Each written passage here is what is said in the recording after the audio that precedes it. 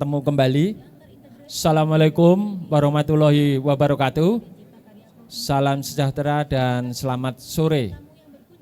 Para pemirsa yang kami hormati, alhamdulillah pada hari ini hari Rabu tanggal 7 Agustus tahun 2024, Dinas PU Bina Marga dan Cipta Karya Provinsi Jawa Tengah mengadakan pameran pembangunan Jateng Fair tahun 2024, di mana salah satu kegiatan di dalam pameran pembangunan ini adalah mengadakan atau menyelenggarakan podcast.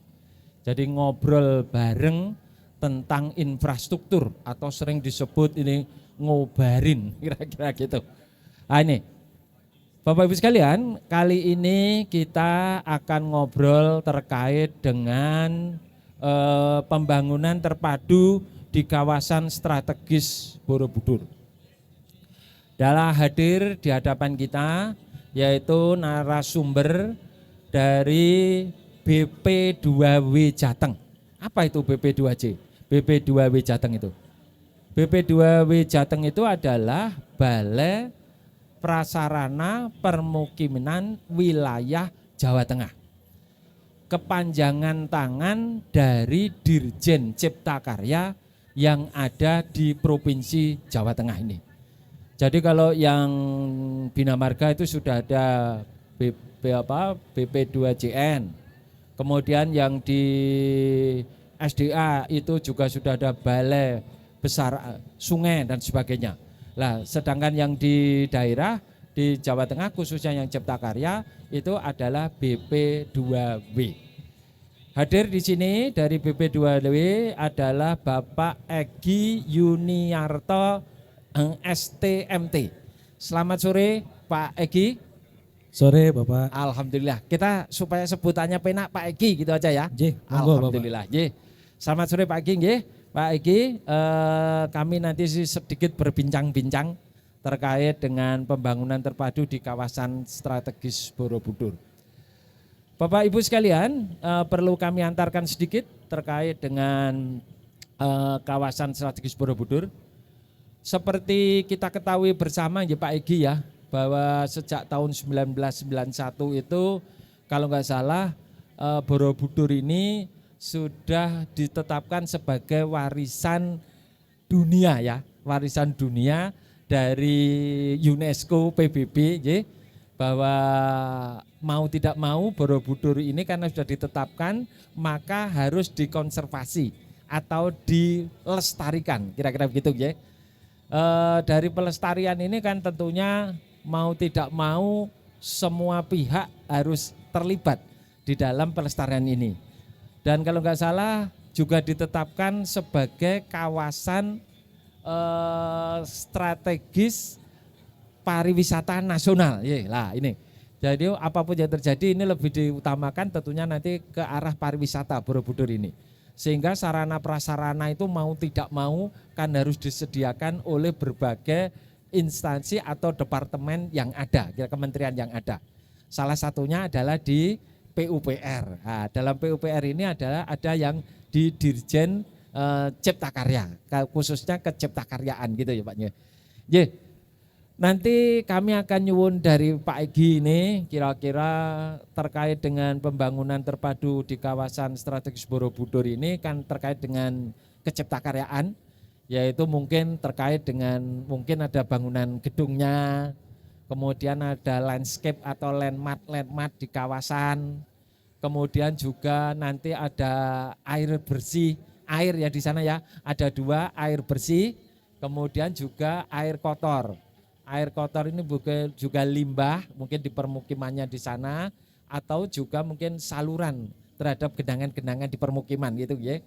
Kemudian ada persampahan, kira-kira kan gitu Pak ya, terkait dengan ini dan mungkin ada yang lainnya nanti apakah mungkin ada kumuh dan sebagainya, mungkin ada program-program pembangunan terpadu yang ada di sana. Nanti bisa disampaikan secara sekilas gitu ya.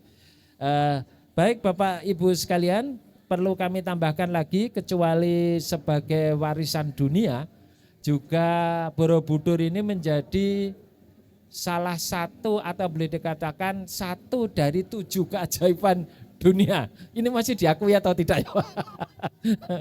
Ini kelihatannya masih, jadi ini merupakan satu dari ke-7 keajaiban dunia. Baik Bapak sekalian, saya kira itu yang bisa kami antarkan. Monggo dari Pak Egy untuk bisa menyampaikan sekilas gitu Pak. Kira-kira apa saja yang dilakukan oleh bidang Cipta Karya ini atau Dirjen Cipta Karya ini di dalam menangani pembangunan terpadu kawasan strategis Borobudur. Monggo kami aturkan, waktu kami aturkan. Silakan. Baik, terima kasih Pak Budi. Mohon maaf sebelumnya, ini sebenarnya yang menyampaikan kepala balai kami, namun karena ada kegiatan lain di waktu yang bersamaan mendelegasikan kepada saya untuk mewakili menjadi pemateri dari podcast ini. Jadi betul apa yang disampaikan tadi Pak Sigit Mencewu, bahwa berbicara tentang Borobudur memang ini salah satu budaya atau warisan yang dimiliki oleh bangsa Indonesia, yang mana kita sebagai warga negara bangsa Indonesia wajib melestarikan budaya tersebut, warisan tersebut. Nah, salah satu upaya dari Kementerian PUPR untuk melestarikan agar Borobudur ini tetap mempunyai nilai, terdapat beberapa dukungan infrastruktur Pak. Sebagaimana yang disampaikan oleh Bapak Presiden RI, Bapak Joko Widodo pada tahun 2019 lalu, bahwa Borobudur ini termasuk salah satu kegiatan destinasi super prioritas. Ya. Destinasi super prioritas. Ya. Yang mana harus mempunyai perhatian khusus untuk mendukung agar pelestarian Candi Borobudur itu tidak pudar gitu. Nah, Kementerian PUPR melalui Direktorat Jenderal Cipta Karya pada tahun 2020 dan 2021 melaksanakan kegiatan, salah satunya itu penataan KSPN Borobudur Pak, Kawasan Strategis Pariwisata Nasional Borobudur. Adapun pekerjaan yang dilakukan tersebut dilaksanakan oleh Balai Prasarana Permukiman Wilayah Jawa Tengah, ya, BP2W atau kami biasa menyebutnya BPPPW Bapak. BPPPW ya. Ya, kegiatan tersebut salah satunya penataan kawasan, termasuk juga jalur konkurs dari pintu utama masuk menuju ke Candi Gerbang J, dan juga ada kegiatan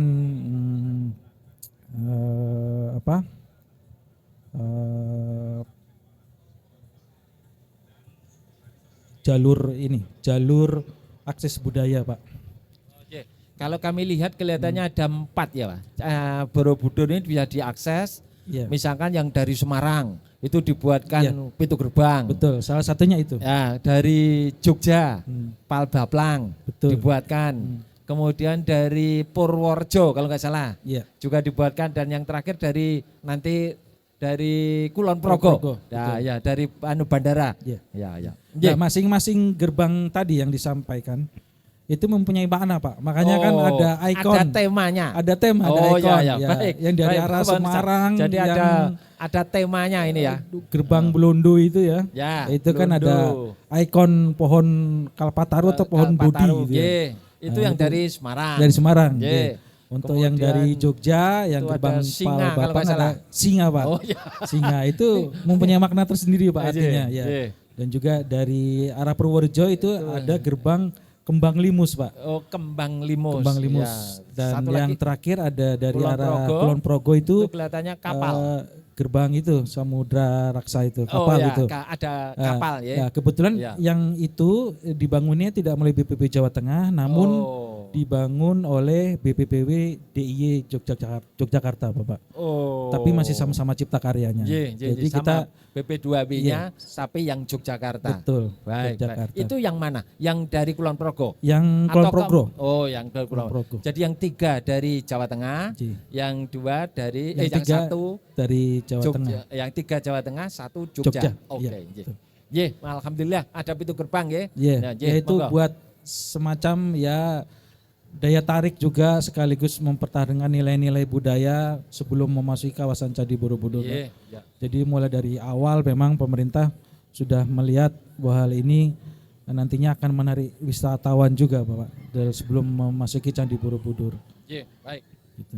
Nah, di dalam kawasan Candi Borobudur itu sendiri juga kami lakukan penataan. Itu salah satunya plaza penerima pintu masuk itu, Pak. Plaza penerima dan juga tadi konkors menuju ke pelataran candinya itu juga kami lakukan penataan gitu, Pak. Nah, ini kegiatannya dilaksanakan secara multi year setahun jamak. Karena rasanya kalau 1 tahun nggak cukup, Pak, kurang. Kelihatannya yang kampung seni itu ya, Pak ya? Ya, itu nanti tahap 2, Bapak. Jadi tahap 1 itu tadi gerbang dan jalur akses budaya, terus tadi konkors gitu. Nah, di tahap 2-nya itu ada yang dari tahun 2023 lalu itu pembangunan ini kampung seni. Seni dan Tujuan Borobudur. Museum kalau nggak salah ya, Pak. Kampung seni dan museum. Museum Borobudur. Jadinya museum itu ada di daerah situ, Pak, di kampung seni di Kujon itu. Begitu. Nah, ini sedang berproses. Rencananya kalau memang jadi itu nanti juga akan mau diresmikan oleh Bapak Presiden. Alhamdulillah. Tahun ini berarti? Tahun ini, Bapak, sekitar awal September. Alhamdulillah. Mudah-mudahan sesuai dengan target. Pelaksanaan juga di lapangan saat ini juga sudah di atas hampir 90. Selesai. Ya. Alhamdulillah. Semoga lancar. Monggo yang lainnya. Bangunan gedung misalnya air. Kalau dari bangunan gedung ya, Pak ya. Dari sektor air minum itu juga di tahun 2020 ya, multi years juga pelaksananya 2021 ya. Itu ada spam mendukung KSPN Borobudur, Pak. Ya, kami dengar ada spam ya. Spam, itu diambilkan dari mata air atau? Itu dari sumber mata air. Sumber mata Tuk Putri, Pak, namanya. Tuk Putri. Iya, brown capturing, itu kapasitasnya kurang lebih 100 liter per detik. 100 liter.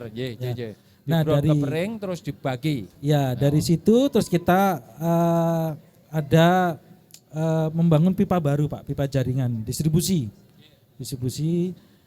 dan juga mengganti pipa-pipa yang lama itu, Pak, yang existing gitu loh. Gitu.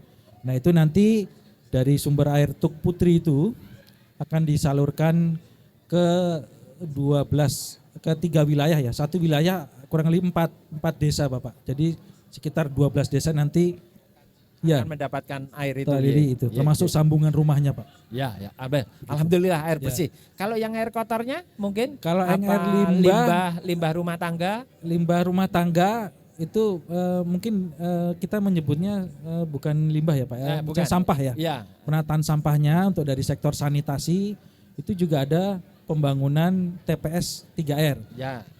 TPS 3R. TPA-nya ada, Pak? TPA-nya masih ongoing, Bapak. Ongoing. Jadi ada TPA, ada TPST, biasanya kan begitu. TPA dan TPST jadi satu ini, Bapak. Tahun ini masih ongoing, nanti kurang lebih Desember selesai, Bapak. Yang TPA TPST. Iya. Kemudian ada TPS 3R. TPS 3R. Iya, itu di tahun 2020, Pak. Itu terdapat 12 titik, 12 lokasi yang kita bangun untuk penataan sampah rumah tangga dan sejenis rumah tangga itu loh. Jadi biar tertata juga, terkelola sampah dengan baik. Baik. Jadi Bapak Ibu sekalian, tadi sudah didengarkan pembangunan terpadu keciptakaryaan. Tadi sudah disampaikan yang pertama terkait dengan gedung, itu juga ada pembangunan tadi disampaikan adalah Museum Borobudur dan juga Kampung Seni. Kemudian juga tadi disampaikan kalau landscape atau landmark tadi pintu gerbang ya, Pak ya. Pintu gerbang ada 4, baik itu dari Semarang, dari Jogja, dari Purworejo maupun dari Kulon Progo. Kemudian air juga disediakan spam tadi yang terkait dari sumber mata air Putri ya Pak ya, Tuk Putri yang disalurkan di sekitar kawasan Borobudur. Kemudian juga tadi persampahan, sampah juga dilakukan, dalam hal ini adalah TPA dan TPST, dan juga tadi disampaikan juga TPS 3R. Kemudian kalau terkait dengan banjir di sana mungkin enggak ada ya Pak ya? Sementara kita belum tangani Pak, mungkin dari BBWS. Mungkin, oh Pak. belum ya? Ya. Kalau yang di permukiman, kalau dibesarkan di tonggannya di sana aja. Kalau kumuh enggak ya? Juga kumuh kita belum ada ya? Oh iya. Baik, Bapak Ibu sekalian, tadi sudah kita dengar apa yang sudah dilakukan dan ini semua sudah berjalan ya Pak, sudah berjalan dan sesuai dengan RPJMN 2019 sampai dengan 2024 dan ini sedang berjalan dan insya Allah hasil pembangunan ini nanti akan diresmikan oleh Bapak Presiden kita Pak Jokowi ya. Moga-moga ini semua bisa berjalan dengan baik ya Pak ya, sesuai dengan acara.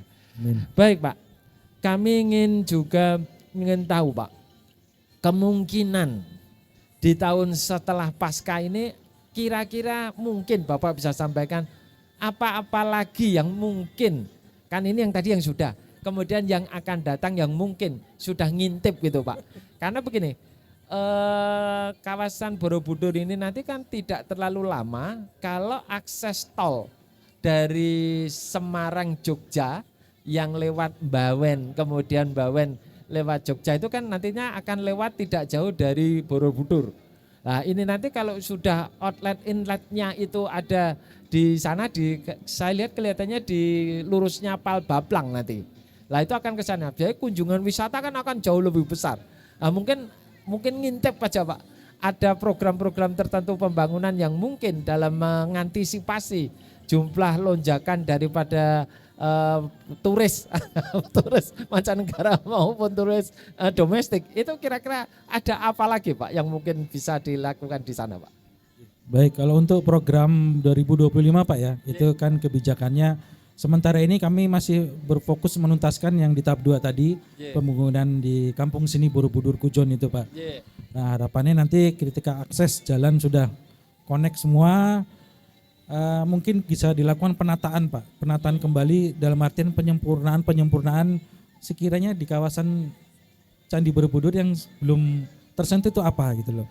Tapi dari sisi cipta karyanya ya Pak ya, dari cipta karyanya nanti dari sistem kecipta karyaan kan bidang mungkin ada pengembangan apa sehingga tetap menarik atau mendukung kawasan pariwisata tersebut gitu aja.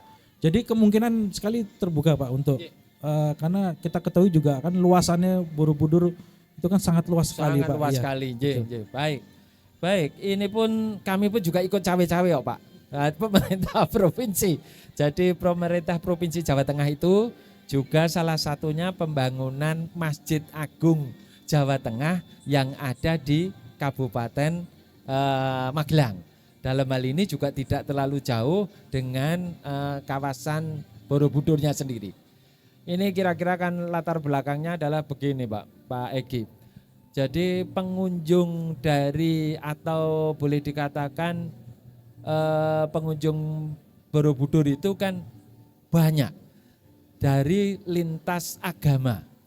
Ada yang agama mungkin Hindu Buddha, kali itu jelas core sebagai Borobudur kan tempat untuk ritual dari agama Buddha. Misalkan kita hari Waisak dan sepanjang dunia kan juga dipusatkan di sana kan gitu.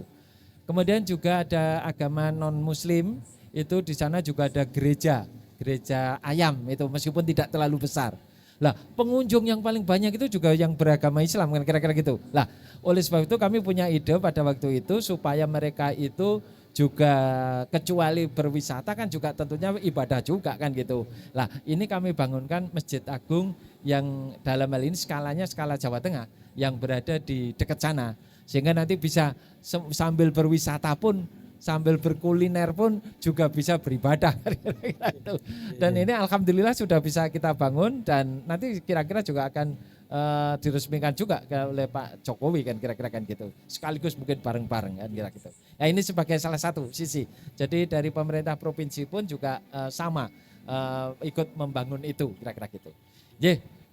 Baik, Bapak Ibu sekalian, saya ingin tahu sedikit ketika panjenengan melaksanakan pembangunan kemarin itu, entah itu di gedung, entah itu di air, spam, entah itu di TPA tadi disampaikan, keterlibatan masyarakat di sana itu mungkin apa ya Pak ya? Kalau sekarang kan lebih dikembangkan padat karya misalnya gitu, tidak dikerjakan oleh kontraktor saja, tetapi juga ikut melibatkan masyarakat di sana itu. Mungkin dari apa yang sudah dilaksanakan itu ada yang melibatkan masyarakat gitu Pak, atau sistem padat karya gitu ada enggak Pak? Tadi Pak yang sanitasi itu yang TPS 3R itu termasuk salah satu padat karya Pak.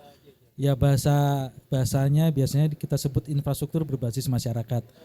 Itu nanti masyarakat sendiri yang melaksanakan, yang merencanakan dan nantinya yang mengelola juga masyarakat. Baik. Berarti ada ya Pak ya? Ada, kita libatkan. Ini Bapak sekalian, karena kita kalau bisa ya padat karya lah, ada meskipun tidak semuanya. Karena kan semuanya itu tergantung pada pembangunan yang kita lakukan. Kalau itu mungkin tingkat kesulitannya tinggi, mungkin kan tidak mungkin dilakukan padat karya kan kira-kira gitu. Baik. Kemudian yang kedua, dukungan masyarakat Pak pada waktu membangun itu. Misalkan entah itu dalam perencanaan, mungkin usul atau mungkin apa, Bapak punya misalnya kegiatan kemudian merencanakan itu melibatkan masyarakat juga ya Pak ya? Otomatis Pak, Oke, karena otomatis, suatu perencanaan itu kan pasti juga melibatkan masyarakat setempat. Dan masyarakat mendukung ya Pak ya? Mendukung Pak, Iya, mendukung. Ya mungkin 1-2 yang tidak mendukung itu kan dengan komunikasi kita dengan yang itu insya Allah kan asal pembangunan kita kan semuanya tujuannya kan jelas untuk mengembangkan kawasan Borobudur. Karena ya, bangunan yang kita bangun itu kan nanti kita serah terimakan Pak ke Pemda, dalam ini Kabupaten Magelang. Jadi dari awal sudah kita libatkan dari level untuk instansi pemerintahnya dan juga masyarakatnya nanti yang berbenturan dengan misalkan tanah atau lahan dan sebagainya. Betul, Pak. Baik Bapak Ibu sekalian, jadi memang perlu diketahui bahwa pembangunan yang dilakukan oleh Cipta Karya ya Pak ya sama ini oleh Dirjen Cipta Karya atau ketanganan panjang yang ada di Jawa Tengah yaitu BP2W Jateng, termasuk juga kami itu sebenarnya bahwa pembangunan keciptakaryaan itu lebih dihibahkan gitu ya Pak ya, tidak kita miliki sendiri. Jadi seperti kalau Bina Marga itu punya jalan, itu kan jalan milik sendiri. Sehingga dibangun itu asetnya masjid kita kan gitu. Termasuk yang di SDA juga kita, embung dan sebagainya itu juga milik sendiri kan gitu. Tapi kalau Cipta Karya enggak ya Pak ya? Iya, Cipta Karya termasuk yang salah satu agak tukang bangun aja ya Pak ya? Karena kita mendirikan bangunan di lahan milik orang lain. Ya. Jadi kita bangun, kemudian nanti kita ibahkan kan gitu ya, Betul, kita Bapak. serahkan. Nah, dalam hal ini adalah penyerahannya ke Kabupaten Magelang ya Pak? Ya, sebagian ada yang ke pemerintah Kabupaten Magelang, sebagian lagi ada yang kita serahkan ke TWC Pak. TWC itu apa Pak? Taman Wisata Candi, PT TWC. Pengelola. Selaku pengelola Ya, Candi selaku Borobudur. pengelola. Ya. Kalau itu yang di dalam kawasan ya Pak ya? Iya, Oh betul. ya. Ada Kalau dalam konkos. kawasan langsung ke pengelola Betul, Bapak. Borobudur ya Betul. Pak? Baik Bapak Ibu sekalian, itu yang bisa kita dengarkan dari apa yang disampaikan dari Pak Egi. Pak Egi, kami juga ingin tahu juga, kalau misalkan dihitung itu kira-kira berapa dana Pak, kira-kira garis besar yang sudah digelontorkan oleh BP2W atau pemerintah pusat melalui BP2W kepada kawasan yang ada di sekitar Borobudur ini Pak, mungkin bisa disampaikan Pak.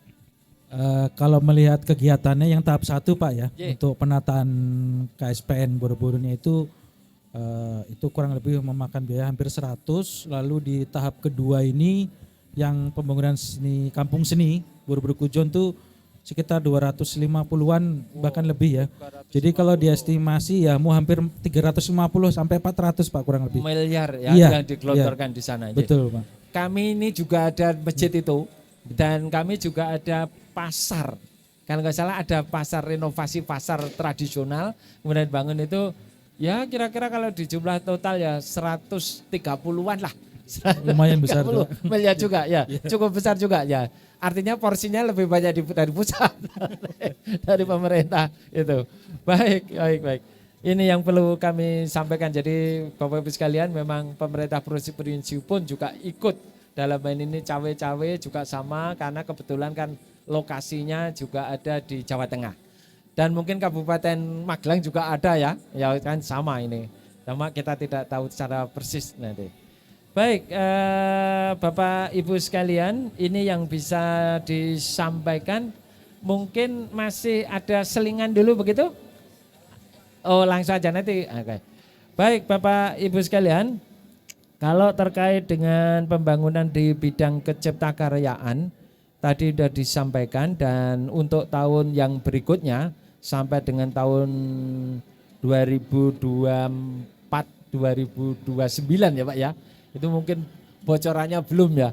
Tapi yang jelas program pembangunan terpadu di wilayah ini masih akan tetap diteruskan gitu ya Pak ya. Intinya kalau nanti ada penyempurnaan terhadap bangunan-bangunan tersebut, kita siap melaksanakan Pak dari Cipta Karya ya. Karena yaitu ini kan salah satu warisan harus kita jaga, kita lestarikan gitu Pak. Baik Bapak Ibu sekalian, memang apapun yang terjadi, pembangunan terpadu di kawasan Candi Borobudur ini yang namanya aja terpadu ya. Berarti terpadu dari dana pusat kan gitu ya, juga terpadu juga ada dana provinsi, kan juga terpadu ada dana Kabupaten Magelang, dan mungkin juga taman pengelola itu juga sama ya Pak, taman pengelola Borobudur itu pun juga sama kan, artinya dia juga melakukan pembangunan di dalam pengelolaannya, di dalam kewenangan pengelolaannya. Baik. Ini yang bisa disampaikan. Kalau mungkin ada yang ingin disampaikan lagi Pak, closing state gitu mungkin? Baik, jadi terhadap apa yang tadi sudah disampaikan bahwa Candi Borobudur merupakan salah satu warisan budaya yang ini mana harus kita lestarikan, kita jaga bersama-sama, karena memang kalau secara bangunan itu memang saya melihat wah sekali Pak. Ini perpaduan arsitektur seni yang mahakarya Pak, mahakarya. Dan itu alhamdulillah di Indonesia itu ada Pak. Ada dari untuk menjaga nilai-nilai dan juga budaya-budaya yang sudah ada dari zaman dahulu, dan untuk menjaga agar bangunan-bangunan yang ada tidak rusak, sekira wajib menjaga dan melestarikannya dalam bentuk yaitu tadi Pak, dukungan penataan KSPN Borobudur, sehingga uang yang sudah dikeluarkan oleh negara melalui Kementerian PUPR ini dapat bermanfaat untuk KSPN Borobudur tersebut. Pak Egy, kami juga terima kasih karena ini sekali lagi dibangun kawasan Borobudur ini terpadu, baik terpadu pusat banyak kan porsinya, kemudian kami provinsi dan juga mungkin dari Kabupaten Magelang juga. Jadi ini Bapak Ibu sekalian yang bisa disampaikan dalam obrolan infrastruktur, ngobrol bareng infrastruktur kali ini. Semoga apa yang tadi kita obrolkan bisa menjadi pengetahuan atau informasi tambahan kepada Bapak Ibu sekalian terkait dengan kawasan Candi Borobudur. Sakra itu kita akhiri ya Pak ngobrol ini, dan semoga bermanfaat, dan akhirnya billahi taufiq wal hidayah. Assalamualaikum warahmatullahi wabarakatuh.